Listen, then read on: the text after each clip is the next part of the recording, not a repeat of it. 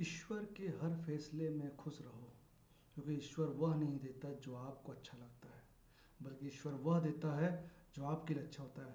नमस्कार दोस्तों, मेरा नाम कृष्ण कुमार पाटकर और मैं इसी आपके लिए एक छोटी सी मोटिवेशनल स्टोरी लेकर आया हूँ। इस स्टोरी का टाइटल है व्यर्थ की चिंता। एक आदमी था, वो अक्सर बहुत चिड़चिड़ा रहा करता था, अक्सर बहुत परेशान रहा करता था। वह सोचा करता था कि घर की सारी जिम्मेदारियाँ मेरे ऊपर ही है। आए दिन घर में कोई ना कोई मेहमान आता है जिसका पूरा खर्चा मुझे उठाना पड़ता है। परिवार का पूरा स्ट्रेस मेरे ऊपर ही है। सबसे ज़्यादा खर्च मुझे ही करना पड़ता है। वो हमेशा इस सब को सोच करके वो हमेशा तनाव में रहा करता था। अपने बच्चों से वो हमेशा डांटा करता था, चिल्लाया करता था। इन्हीं सब छोटी छोटी बातों को लेकर के उसके अक्सर कर अपनी बीवी से अनबन हो जाया करता था, वाद विवाद हो जाया करता था, फाइटिंग हुआ करता था।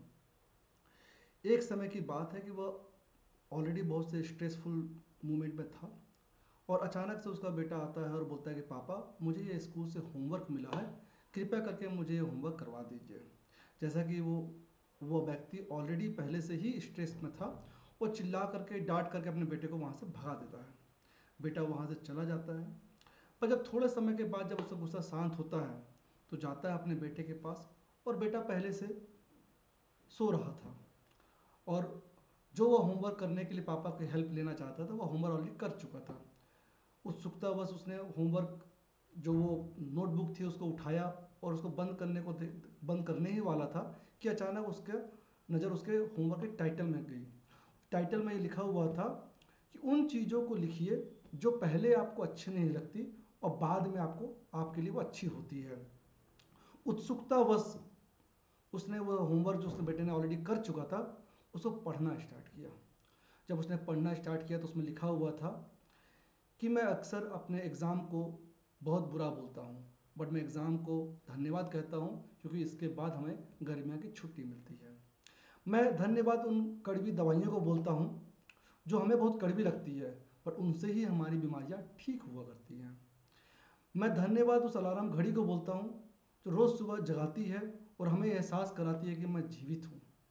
मैं धन्यवाद उस ईश्वर को करता हूँ जिसने हमें इतने अच्छे माँ बाप दिए, जो हमें बहुत डांटते तो ज़रूर हैं बट बाद में हमें चॉकलेट देते हैं, गिफ्ट देते हैं।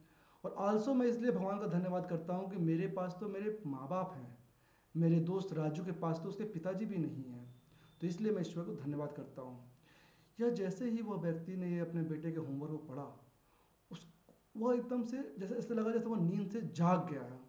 उसको अंदर से पूरी आवाज़ आने लगी और खास तौर से वो लास्ट लाइन, वह अकेले में जाकर के बैठा और सोचने लगा कि मैं पूरे घर का खर्चा उठाता हूँ क्योंकि मेरे पास घर तो है। मैं उन लोगों से तो अच्छा हूँ जिनके पास घर ही नहीं है। मैं यदि अपने परिवार की पूरी जिम्मेदारी उठाता हूँ, पूरे खर्चे उठाता हूँ क्योंकि मेरे पास आमदनी का जरिया है। मैं बेरोजगार तो नहीं हूँ, मैं जॉब कर रहा हूँ, मैं कम से कम उन लोगों से तो अच्छा हूँ जो बेरोजगार बैठे हैं। अक्सर कर आए दिन कोई ना कोई मेरे घर में आता है क्योंकि मेरे समाज में मेरा रुतबा है और मेरे सुख दुख में साथ देने के लिए एटलीस्ट कोई दोस्त तो है। मैं उन लोगों से तो अच्छा हूँ जिनके पास कोई दोस्त नहीं है। मैं अपनी फैमिली का खर्चा उठाता हूँ क्योंकि मेरे पास एटलीस्ट मेरा परिवार तो है, मेरी फैमिली तो है, और लोगों के पास तो फैमिली भी नहीं है। यह सब सोच करके वो तुरंत भागता हुआ गया, अपने बेटे को जो सो रहा था उसको गोद में लिया, उसका माथा चूमने लगा और ईश्वर को धन्यवाद बोला कि हे भगवान, बहुत बहुत धन्यवाद कि आपने मुझे इतना कुछ दिया लेकिन मैं आपकी कृपा को नहीं पहचान पाया।